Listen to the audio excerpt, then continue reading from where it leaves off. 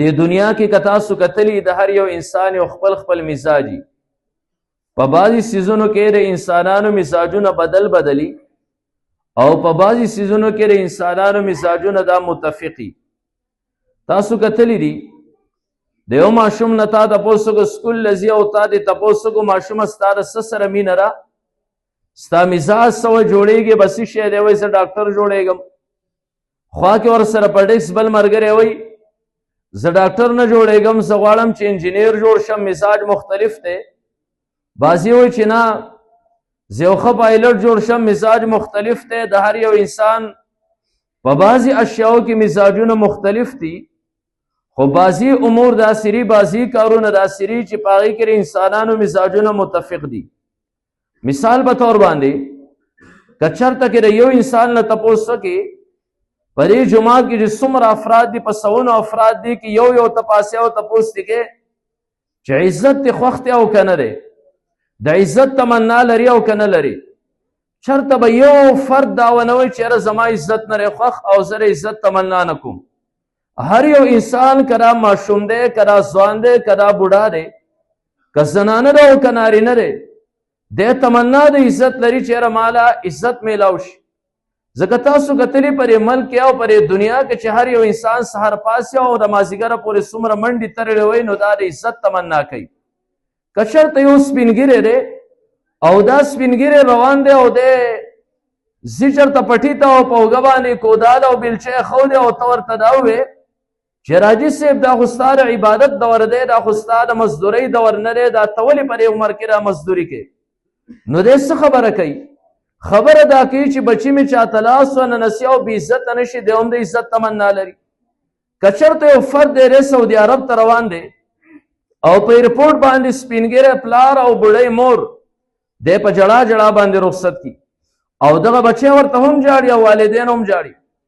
یو طرف ته تی ماشوم بچي غاړه تاو کړي د پلار پریدي نه او د پلار هم په دواړه مخه باندې ښکلی خو روان دی، د جاز انتظار دی. که د دې انسان نه څوک تپوس وکړي چې دا ماشوم ولې در دی، دا ولې پر خپل ملک باندې زندګي نه تیری، دا ځان ولې تکلیف کې کیا او دا والدین ضعیفه ولې کړی، نو دی صرف یو خبره کوي وایي زه خپل عزت دې ته ګورم چېرته د چا په مخ کې بې عزته نه شم. نو دنیا کې هر یو فرد دا د عزت تمنا لري. خو عزیزانو عزت دا په څه شي کې دی او کامیابي په څه شي کې ده؟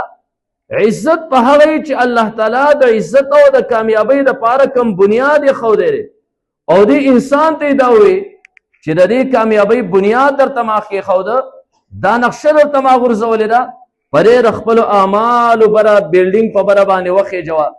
وس که چېرته یو انسان الله تعالی چې کوم قانون ښولی دی د قرآن په شکل کې او پیغمبر علیه الصلاة والسلام د حدیثو په شکل کې کوم بنیاد یې ښودی دی او د دغه بنیاد موافق یو انسان خپل اعمال کو د اعمالو بلډینګ یې وخېجو نو دا انسان کامیاب دی.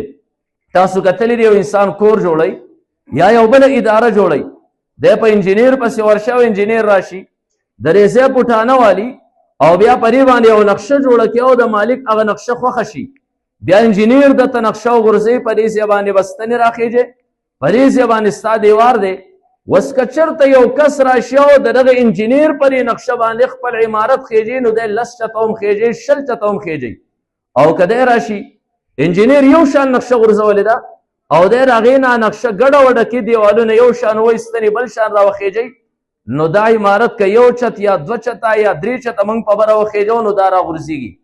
همدغه شان رب کائنات په هر دور کې انبیا راولېږل او انبیاو له د عبادات او د اعمالو یوه نقشه ورکړه چې نبي خلک پوه کا چې ستا عبادات په څه طریقې باندې.